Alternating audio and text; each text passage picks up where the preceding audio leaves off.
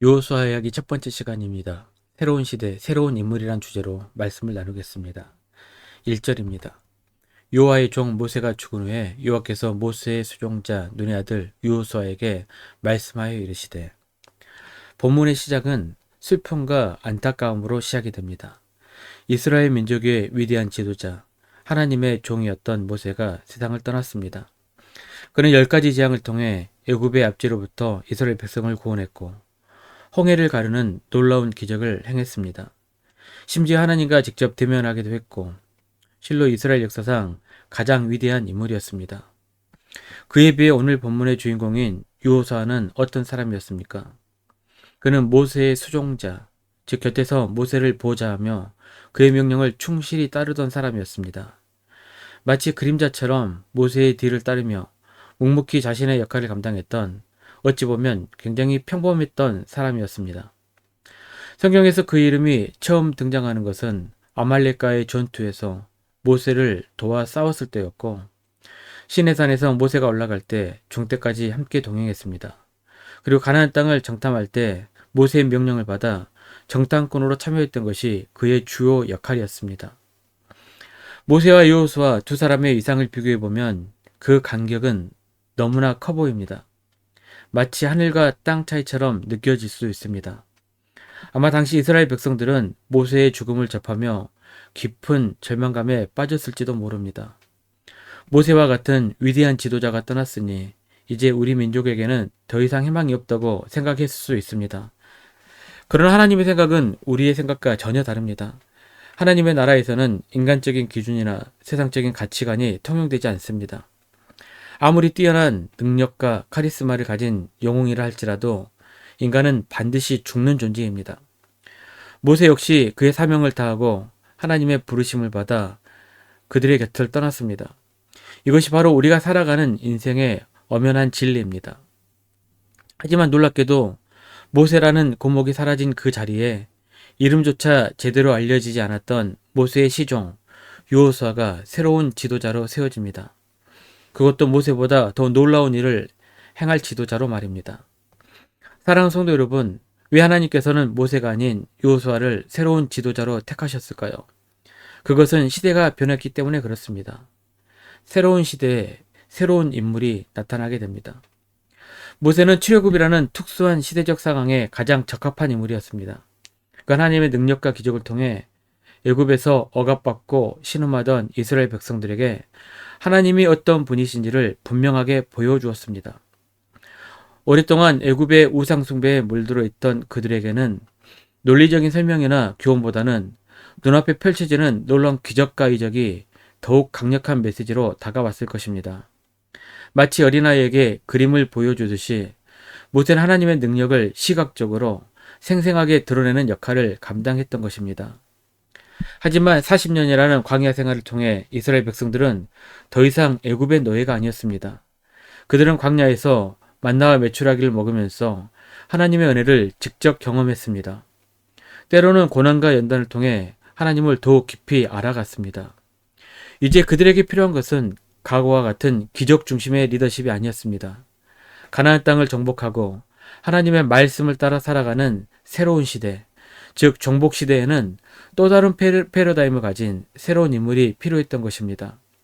그 새로운 시대를 지도하는 지도자는 화려한 기적을 행하는 능력자이기보다는 오히려 하나님의 말씀을 굳건히 붙들고 그 말씀을 백성들에게 가르치고 삶으로 실천하도록 이끌어야 하는 그러한 지도자였습니다. 바로 그 인물이 겸손한 모세의 시종 여호수아였던 것입니다. 하나님은 여호수아에게 세 가지 중요한 약속을 주십니다. 첫 번째로는 영토에 대한 약속입니다. 3절 4절입니다. 내가 모세에게 말한 바와 같이 너희 발바닥으로 밟는 곳은 모두 내가 너희에게 주었노니 곧 광야와 이 레바논에서부터 큰 강, 곧 유브라데 강까지 해쪽 속의 온 땅과 또 해지는 쪽 대해까지 너희의 영토가 되리라. 하나님께서는 이미 모세에게 약속했던 가나안 땅 전체를 여호수아와 그의 백성들에게 주시겠다고 다시 한번 확고하게 약속하십니다. 이 약속은 단순히 땅을 넓혀주겠다라는 의미를 넘어 하나님께서 그들의 삶의 모든 영역을 책임지시고 인도하시겠다는 확고한 의지를 보여주는 것입니다. 두 번째로는 여호수아에게 함께 하시겠다고 약속하셨습니다. 5절입니다. 내 평생에 너를 능히 데려갈 자가 없으리니 내가 모세와 함께 있었던 것 같이 너와 함께 있을 것임이니라. 내가 너를 떠나지 아니하며 버리지 아니하리니. 이 얼마나 놀라운 약속입니까? 하나님께서는 모세와 함께 하셨듯이 여호수아와도 영원히 함께 하시겠다고 약속하셨습니다.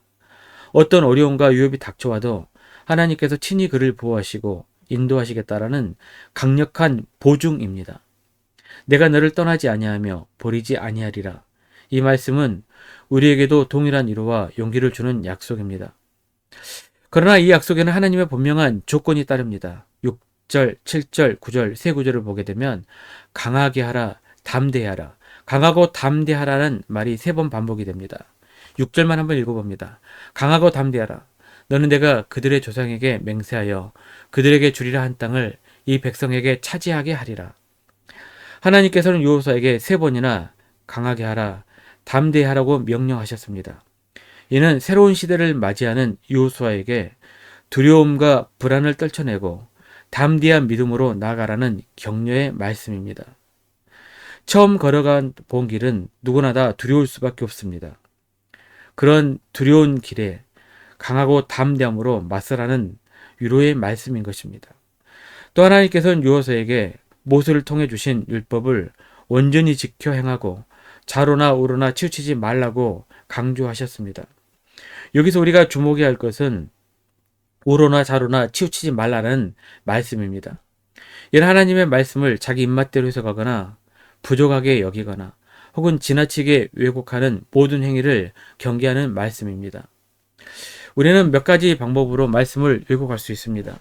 첫 번째로는 말씀을 자신에게 유리한 대로만 골라드는 행위입니다. 마치 뷔페에서 자신이 좋아하는 음식만 골라 먹듯이 축복이나 은혜와 관련된 말씀에만 귀를 기울이고 회개나 헌신과 관련된 말씀을 외면하는 것입니다. 두 번째로는 없는 말씀을 가져다 덧붙이는 행위입니다. 이는 성경에 기록되지 않는 미신적인 요소나 개인적인 꿈, 환상 등을 하나님의 말씀과 동일시하거나 더 중요하게 여기는 그러한 태도를 의미합니다.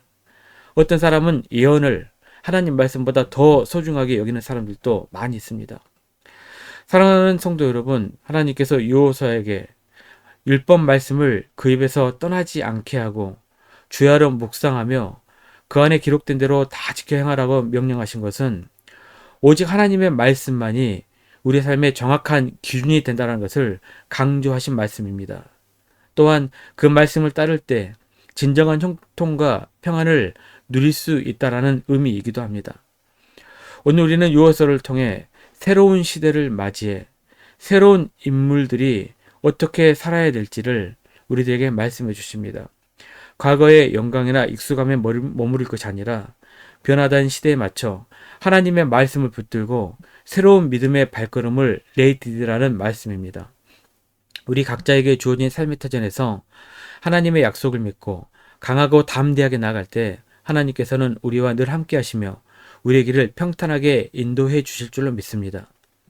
이제 우리는 과거의 방법과 생각을 내려놓고 하나님의 말씀을 통해 주시는 새로운 지혜와 능력으로 무장해야 합니다. 그리하여 우리 모두가 이 시대에 하나님께서 원하시는 새로운 역사를 쐬내려가는 믿음의 용사들이 되기를 간절히 축원합니다.